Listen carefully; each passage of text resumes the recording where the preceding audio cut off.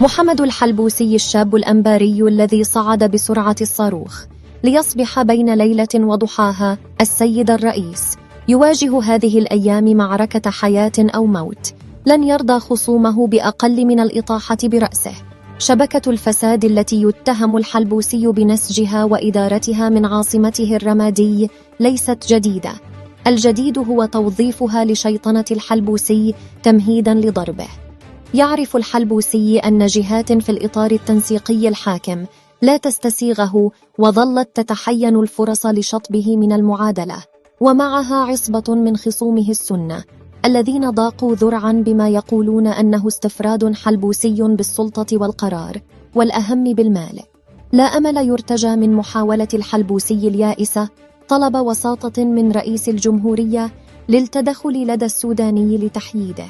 فالحلقة الأهم في برنامج رئيس الحكومة هي ملف الفساد الذي لا يريد إطلاقا أن يظهر بمظهر المتساهل مع الفاسدين.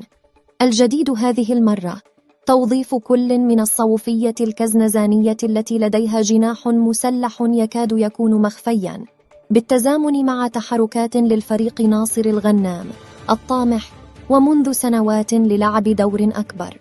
كارهو الحلبوسي من السنة والشيعة حسموا أمرهم، وما هي إلا بضعة أيام تفصلنا عن مواجهة الحسم بين الحلبوسي وقلة من أنصاره مهزوزي الولاء من جهة، وبين تحالف أضداد يتمنى اليوم قبل الغد رؤية الحلبوسي وقد عاد منكفئا لمعقله في الرمادي.